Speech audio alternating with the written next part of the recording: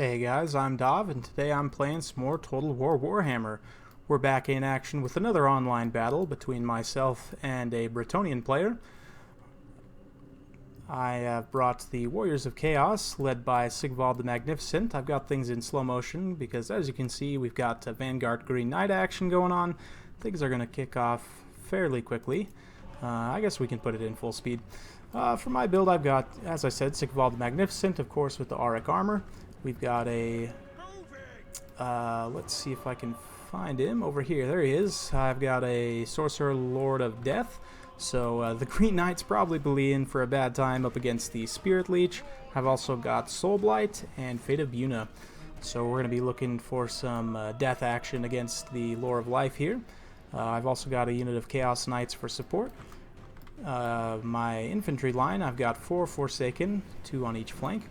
We've got a center line of Chaos Marauders backed up by Aspiring Champions, as well as 2 Chaos Warriors with Halberds for some anti-large support. So definitely going to be a fun time. For my opponent's build, of course, the Green Knight. He also has the obligatory Fae Enchantress, front line of Peasant mobs with 2 men-at-arms with pole arms as backup, and a Grail Reliquary for leadership support. He's got a pretty heavy cav force with Questing Knights, Grail Knights, and 1 Knights of the Realm and 1 more Grail Knight. So definitely a heavy cav force. I'm going to get my Marauders with throwing axes up to do a bit of skirmishing here. And they will be able to get some decent kills. You can see several Knights going down already. They just lost about 5 models there, so not something the Knights of the Realm probably want to be doing. The poison arrows from the Peasant Bowmen, these are regular Peasant Bowmen here, are going to be doing some good damage.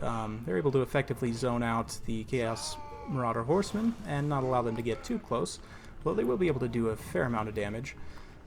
You can see I'm just advancing my forces here, just positioning myself with this sort of rock formation on my right flank. My opponent's got it on his left, so we'll fast forward here as the 2 armies march towards each other and prepare for combat. You can see an early Green Knight charge. My opponent didn't realize because I had my Death Sorcerer hidden in the forest, so he probably didn't see him at first. So my Death Sorcerer is going to come in and cast a Spirit Leech on the Green Knight as he attempts to smack Sigvald around. And, you know, he will do quite a bit of damage to Sigvald. He's one of the few units in the game, I think, that can really just smack Sigvald around one-on-one and really tear through him. You can see he's already down to almost half health. I mean, he's tearing through Sigvald at an alarming rate, and, you know, with the Earthblood support, it's going to be tough for Sigvald. He just can't regenerate through that much DPS. So we got a Chalice of Potions coming down, so I'm going to move my halberds out of the way, and it's going to be mostly ineffective. You can see the cav engagement is going down over here. Beautiful Grail Knight charge right into some Forsaken. They're going to get pancaked there. The Chaos Knights are battling Grail Knights as well as Questing Knights, so probably not going to be a super fun engagement for them. They did do fairly well against the Questing Knights, but are starting to take quite a bit of damage to the Grail Knights. I do have the armor-piercing range support nearby, though. Here in the mainline fight, we're trying to get things started, advancing a little bit piecemeal here, but I felt confident engaging my opponent's infantry, since, I mean, he really just has peasant mobs for the most part. Nice Awakening of the Wood, not going to do a ton of damage, but it does do a little bit, as well as triggering the Life Bloom for the global healing. These Marauders are unfortunately getting drained by the Mist of the Lady. You can see just this pitched cav engagement is starting to go a little bit in my favor. The Chaos Knights have managed to hold out. They're almost gone now. They did finish off those Questing Knights and are doing quite a bit of damage to the Grail Knights despite the healing placed on them. You can see now the Halberds getting in for support and the Forsaken, as well as these throwing axes. So the Grail Knights will take quite a bit of damage, but that healing and the physical resistance is just making them so tanky right now. You can see a great rear charge from the other unit of Grail Knights, getting in here, doing quite a bit of damage, but, you know, they are charging into Halberds and other Knights, so it's not going to be terribly effective. You can see as they start to pull away, you know, they're just taking quite a bit of damage. And my opponent's doing a good job of microing, just ping-ponging around, but these halberds are in here, and they're doing some great work. As well as these armor-piercing missile cav. You guys know I'm a big fan. They're going to deliver some throwing axes right to the face of these Grail Knights. A few of them will get lanced down on the way. Here in the mainline fight, if you can call it a mainline fight, it's just mostly Forsaken beating down peasants at this point, with an Aspiring Champion mixed in for some extra support, and it looks like some Marauders as well. So we're cleaning things up here. The Green Knight is almost dead. Looks like he's about to go down from the Spirit Leech. Maybe, maybe not.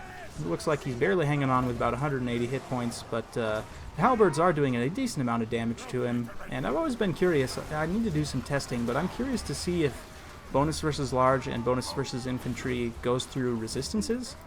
I know it counts as armor piercing when applied to the appropriate targets, but I'm not sure about how it relates to like physical resistance and so on. I'd be curious to test that out, because it seemed like they were doing quite a bit of damage there to the Green Knight.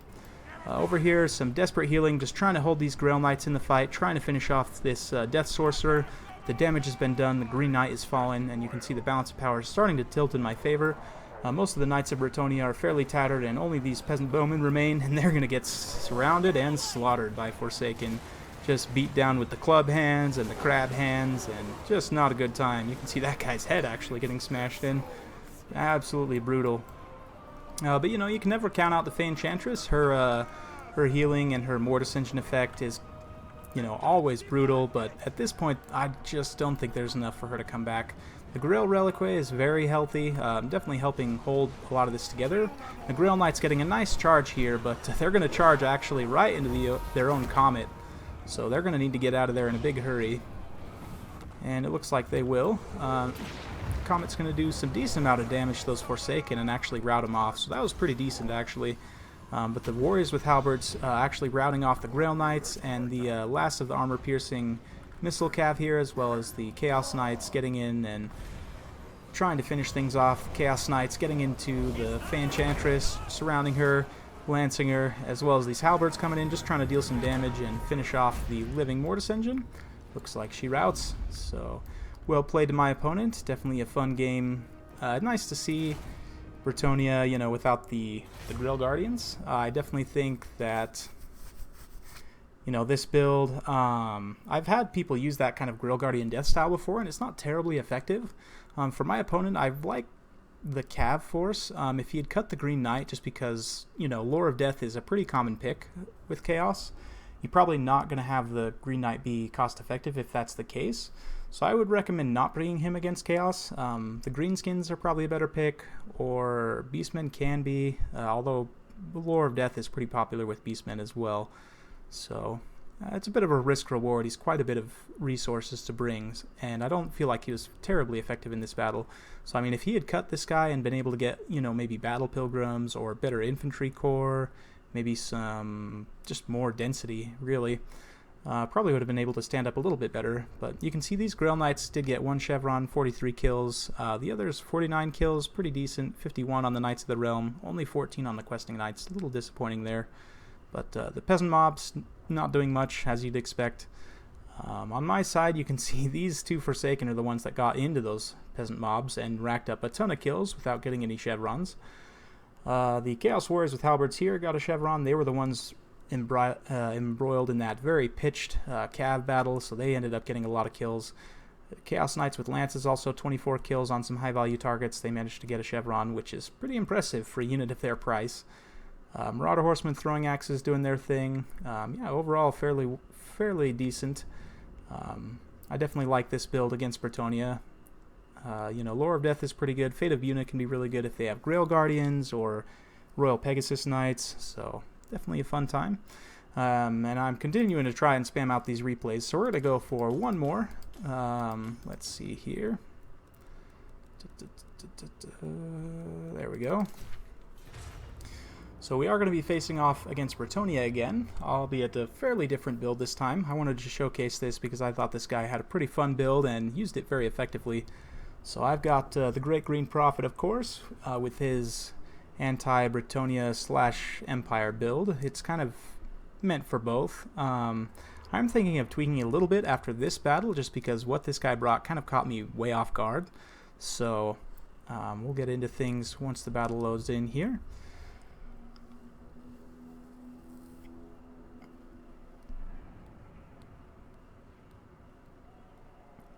Sorry for the long load times, guys. I'm still working on getting an SSD. Hopefully I can get one within the next month or so. That would be really nice.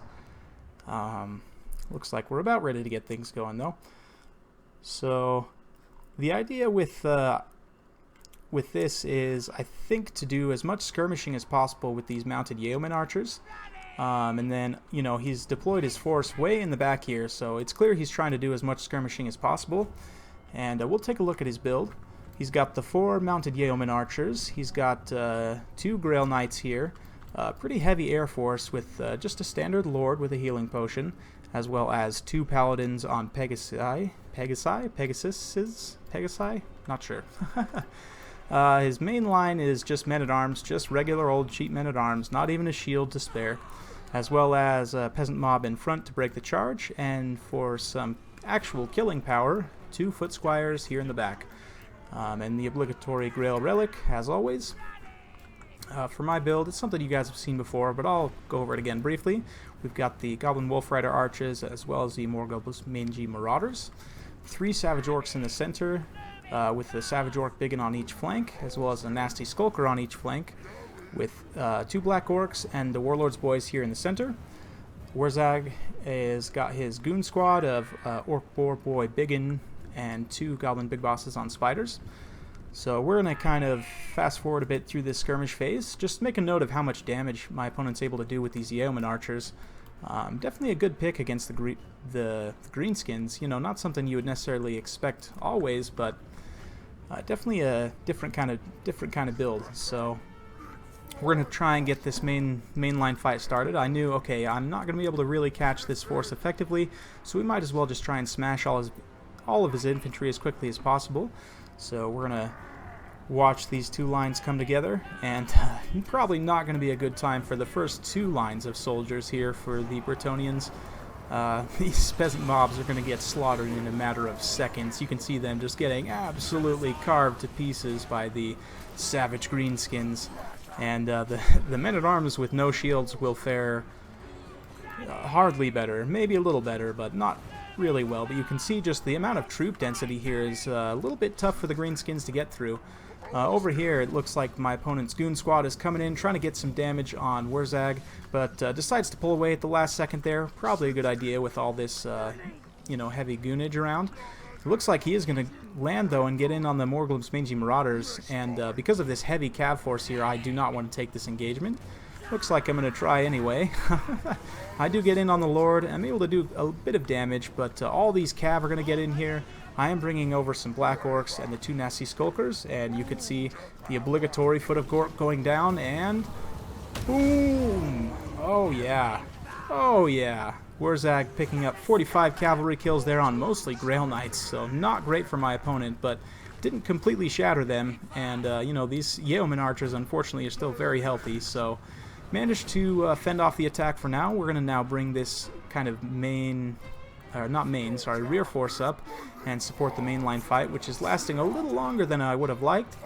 These foot squires up on this side are wrapped around the Grail Relic, so they'll get some nice leadership support. They're not going to be wavering anytime soon. And the Black Orcs are finally in here starting to carve things up, but they will take a bit of damage against the foot squires. And, you know, because of their relatively low model count, they're not able to cut through these guys very fast.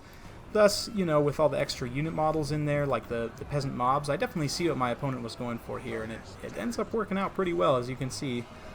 We're going to try and support this mainline fight here. These Boar Boy Biggins are going to get in and try and deal some armor piercing, but they're not able to get a very effective charge to the back of Black Orcs just because they're so huge. The Grail Relic is a bit overextended here, and we're going to try and get it down just to get rid of the leadership support. And the Wog is now hitting a lot of these mainline troops, so that's pretty good for me. You can see, though, my opponent's Lord coming down, and I do pop Effigy to get on him, so he's frozen in place, and he is soaked in with these Savage Orc Biggins. We're going to be doing a fair amount of damage. Looks like he's popped the Potion of Toughness. Now comes the Goon Squad. Wurrzag's getting in here with his boys. He's got his Goblin Big Boss, but unfortunately the Orc Boar Boy Biggins did get routed off, I think. Doesn't look like they're in here. Well, it looks like there's a few hanging around, but they didn't get effectively into this fight. That was a bit of a mistake charging in there, because Wurrzag took a ton of damage without the proper support. And you can see these Yeoman Archers just continuing to be a nuisance here in my backline, doing some great damage against the Mangy Marauders, against these Nasty Skulkers and the Warlord's Boys. Some really nice units. We've got Here We Go going down in this mainline fight, just trying to finish things off. And we do get a bit of a break here, but unfortunately I'm not able to effectively counter-pursue, just because of all the unit models still in here. And you can see Wurrzag's not doing too great. He's about 30% HP, and here comes the heavy goon squad. Oh, that one missed, but there, boom, the Lord gets a charge. Paladin comes in from behind, and they're going to get rid of Wurrzag in a big hurry. Despite all this support around, they can't get in fast enough, and the Paladin will take a ton of damage. The Lord is taking a ton of damage as well, but Wurrzag gets killed by the other Paladins, so very unfortunate for the Greenskins without their leader. You can see the balance of power still fairly heavily in my favor, though, just because my opponent's infantry at this point is very ragged. However, this is a little bit misleading because he still has this heavy air force, he still has a bit of ammunition left on all these mounted yeoman archers, and I have no way of catching them. In this situation, probably what I should have done is pursued as much of these routing units as possible, just to try and force them off the field. I mean, we're fairly close to the line here, so I probably would have been able to chase most of them off. But as it stands, I pull my forces back thinking, okay, I'm going to use the big bosses to tie down these yeoman archers and, you know, see if I can't get my infantry in there to just smack them around a bit. But as you can see, it's giving my opponent's forces, looks like they haven't rallied yet, but here this foot squire rallies, this men-at-arms, these foot squires are now rallying, as well as these men-at-arms. So definitely tough for me. The balance of power slightly shifted back in my opponent's favor, although still fairly heavily in my favor. These big bosses are taking a lot of fire, and they're just not effectively able to tie down this big, you know, group, and because they're isolated, they get absolutely gooned. You can see that big boss just got destroyed, and this other big boss is definitely going to get destroyed out here all by himself against all these anti-large, armor-piercing, and terrifying units. He's a goner. So at this point, I'm in a bit of a pickle. The balance of power is still in my favor, but the Bretonnians still have their Flying Lord and a Paladin. They've still got all these yeoman archers, and I have no leadership support. And all these units here in the back have now rallied, so we're going to be for a bit of a tough fight. I am just trying to desperately get this Lord down, but unfortunately he's able to get back in the sky. And, you know, my opponent's feinting some charges, just keeping me pursuing, keeping me from going back and trying to deal with these infantry. And we're going to fast forward a bit through this late game stage here as I try and just weather the storm. I was like, okay, he's almost out of missiles, and here he's going to bring everything in. I try and pop the smoke bomb, but it's not going to be enough. With the terror of the Lord on the Hippogriff, it's going to rout a lot of these units, and although the Black Orcs are immune to terror, the armor piercing is coming in, and now rear charges from all different directions. The yeomen are, you know, surrounding them for the most part. Now we're getting foot squires into the back line. It is not a good day, and you can see the balance of power is shifting very, very quickly back in my opponent's favor. And wow, yep, that's going to be pretty much it. I don't have much else. Just a few more seconds left on the replay as well. So very well played to my opponent. Very good game. Lots of back and forth. Always love games like that. So well played to you, sir. Definitely enjoyed that that battle.